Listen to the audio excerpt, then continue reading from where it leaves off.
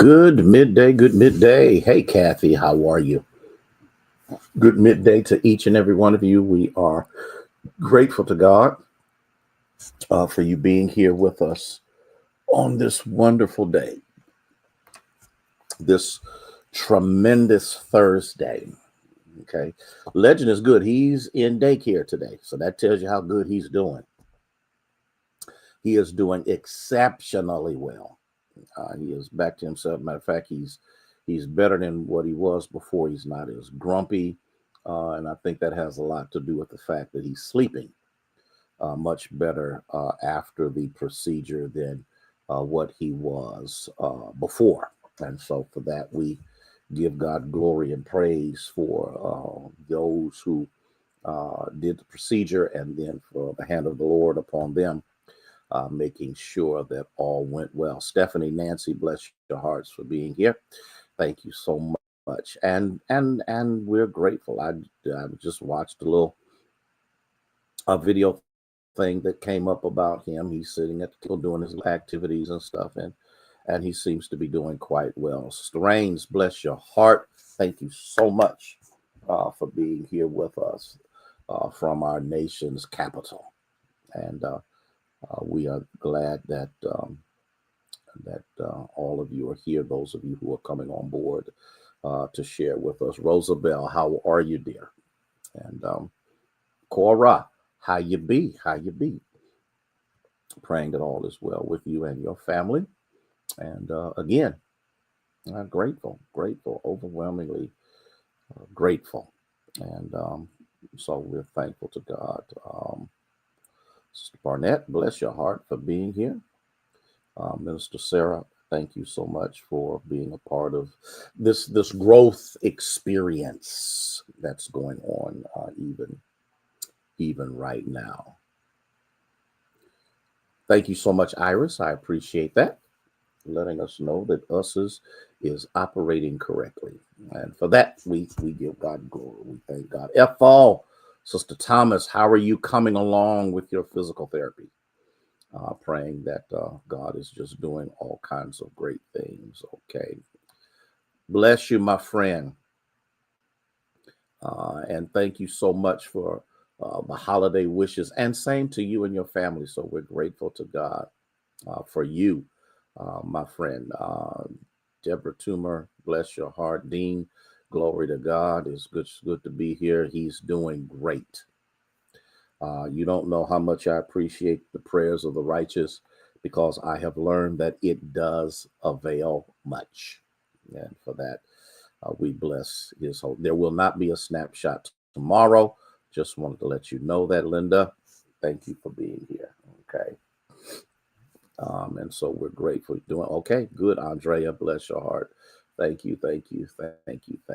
Got a crew over there decorating the church for Christmas. They're doing a phenomenal job. And I'm just grateful for those who make that kind of sacrifice. And they really know how to beautify the church. And I'm grateful to God for that. Just look. The how are you? Okay. Ain't that about nothing? So it tells you there's a move of God that is taking place, and just want to make sure that we know where we are. I think this is Wendy. Thank you so much for being here with us on this day. It's cold, and it's going to get colder, so please make sure that you wrap up. Keep Carolyn Williams in prayer. Her boiler went out, and why do they always fail in the worst of weather? We just had Chaplain Hearns. We just had the company come out here and replace the pump on the boiler here at the church, and is leaking. And they came the other day to fix it, and it's leaking. And I understand that at this time of the year, it's going to be extremely difficult for them to stop what they're doing, because they do have emergency cases where people's lives are on the line, whether the heat is operating or not. So we're still running. We'll just put a bucket underneath it to catch the water until they're able to be here. Laverne, Mary, bless your heart. Thank y'all so much for being here and being a part of this time of sharing one with the elder. Carter, bless your heart. Um, so I was going in another direction. I had my lesson together. Jaleesa, how are you? Veronica, bless your heart for me. I really was. But something just kind of dropped in my spirit, and when I looked at how evil this man is. Up, Carolyn, you're here. Are you bundled up? Yeah, check your smoke detectors. This is the time to do it. Um, I went out and replaced all of ours. I think we got 8 in our house with the ones that the batteries last 10 years, but then mine's is also wired into the house. So the safer, the better. Rhonda Gilmer, thank you for being here. Kim, bless your heart for being here. And it was extremely difficult for me to watch him talk when he said what he said about the Haitians, about what they have done to Milwaukee. And the fact that, April, how are you? At the fact that he wants all of them out of this country. I look at evil personified in the personality of not just one person, but many. I am watching the hand of the enemy. Hey, Gwen, sweetheart, how are you? I've been praying for you, girl. Stay strong now. Stay strong. And I look at the full, well, not quite the full manifestation of evil, but the level of hatred that exists, the venom. I believe that some of it is dementia. Hey, Joe, how are you? I believe some of it is the beginning of Alzheimer's. I believe that there is a psychological dysfunction that has begun to manifest itself. But the problem is he's not by himself. LMA, sweetheart, how are you? I saw something that was posted on Facebook where it was a cartoon where Obama was sitting in the chair and saying, it's just time to straighten this mess out. And he starts wailing and crying and doing all of that other kind of stuff. Tamika, Timothy, and you sit back and you wonder how long? How long can I endure this level of evil? Bobby McKenzie, what is how? And here's the point that I'm trying to get us to see. How is that? Carlotta, bless your heart for being here. How is that affecting the least of these? How is this? I just saw where he's going to take the SNAP programs. Lonnie, good midday. Your mother must have told you what I said. How does it affect me morally, psychologically, economically to know that I'm not wanted from the person who sits in the most powerful seat in this nation? Debbie Johnson, how you be? How does that, Barbara Fuchs, how does that affect my worship? When, because of a democratically run state, Snap's gonna get cut off because he's just out of control. How does that make me feel to know that I live in a nation that hates me? Veronica, Vernice, Vernice, how you doing? A country that hates me, a country that would rather see me dead than alive, a country, Katrina Harris, a country that those who are in positions of influence to help the poor, to help the destitute, refuse to do so because they've got a problem with the color of their skin. But I got to go a little bit deeper with this. I don't believe it's just black and brown people, but poor people. Jesus had to attack that issue because the disciples had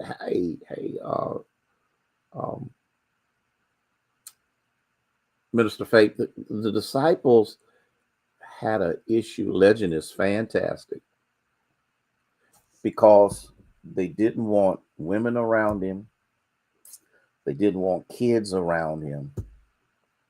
They did. Hey, Sherry, how are you? They didn't want sinners around him.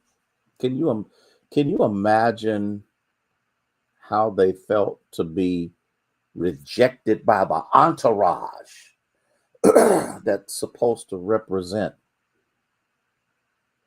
this new move of God through Christ? Can you imagine how people felt when the disciples pushed them away, when the disciples told them, "You're not worth his time"?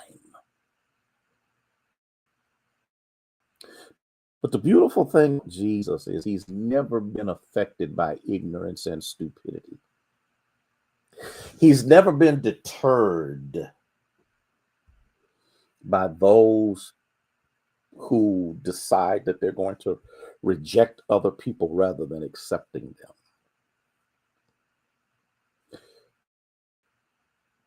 And if Jesus do it, and I am his child,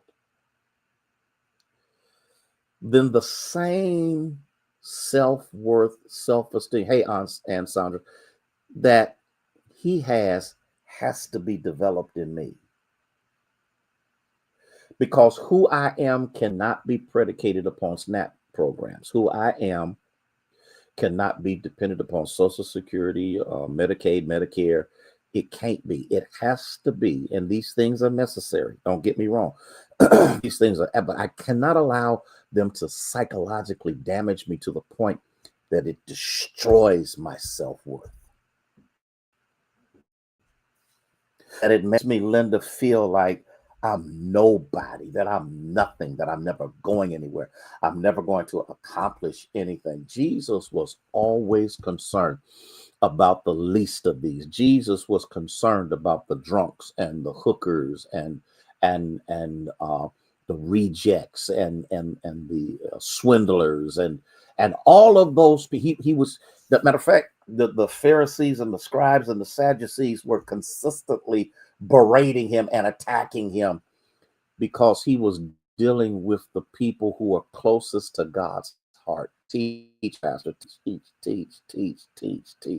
They were the closer to God's heart than those who claim to be religiously correct or religiously astute or theologically prepared, Lisa. And so what happens is Paul wants us to know some things.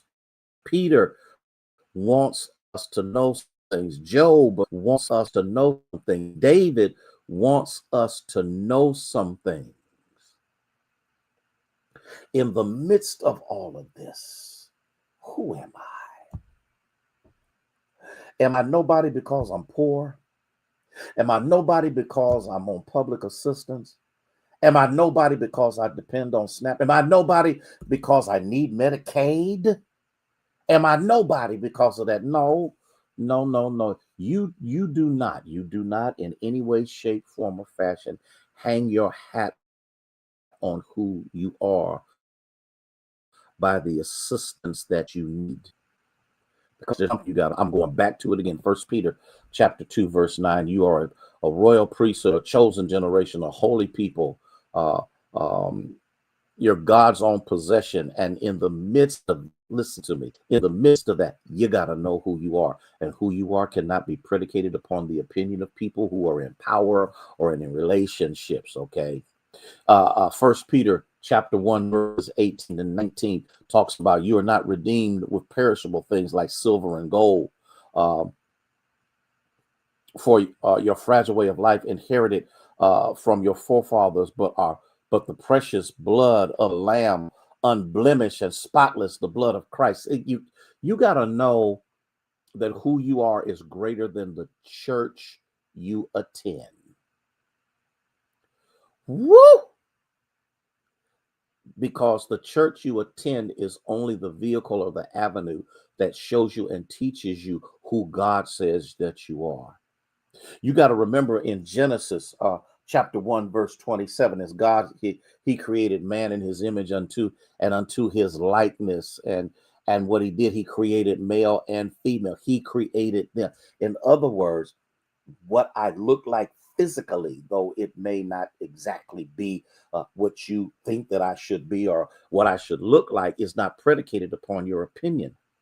But who I am is because, first of all, he created me. And if he created me, that he wanted me to be something, even if I'm not rich, even if I don't have a ton of, I'm still fearfully and wonderfully made. I might be at the bottom of the barrel, and you may not think that I'm worth your time, but guess what? He made time for me. He did for me what no other human being is able to do. So guess what? I'm created in his image. I don't care. I don't care what color you like or don't like. I don't care what vocabulary that you have. I don't care whether you're educated or not educated. I don't care. It doesn't make me any difference, because guess what? In the end, I ain't got an answer to you. I ain't got what I've got to understand is I've got to know who I am in Christ. And by doing so, I recognize that I'm fearfully and wonderfully made, with my nappy head and my wide nose, and whatever the case may be. I'm still fearful. I might be slew-footed, not me. Don't make no difference. I might be skinny. I might be medium. I might be heavy. Whatever the case may be. Guess what? Guess what? He says I'm made in his image and unto his likeness. So other people can turn around and say, "Oh, you ain't never nothing. You nothing." We don't do. We're gonna help other people with billions of dollars, but we're gonna cut your. Let me tell you something about who you are. How many people out here today can testify to the fact I was on the short end of the rope, but I didn't fall off, because guess what? God showed up with what I needed right on. I wish I had somebody. I wish I had somebody. Okay, in Job 33:4, it says, "The Spirit of God has made me, and the breath of the Almighty has given me life." Y'all didn't hear what I said. Before any of us were formed in our mother's womb, God was. And let me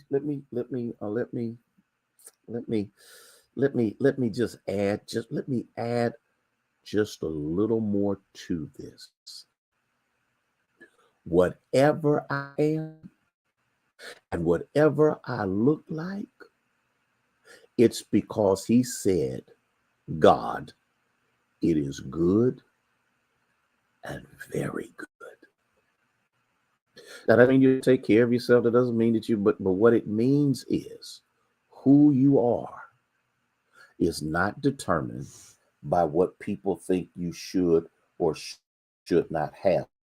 Who you are, what you shall become, and where you shall go in life is predicated. Hey, Shirley, is predicated upon the fact that America, it is predicated upon the fact that he designed the me I am, and there will never be another me as I am, because I'm unique. I'm one of a kind. I'm a Cato. I'm a Angelo. But more than that, I'm a miracle. Listen, got to go. Stay warm. Stay safe. Stay grounded. Stay in faith. Stay believing. Stay trusting. Weeping may endure for a night, but I guarantee you, his joy will show up in the morning. Man, love y'all. Have a fabulous weekend. Because guess what? You're the head and not the tail. May God bless you. May he keep you. Is our prayer.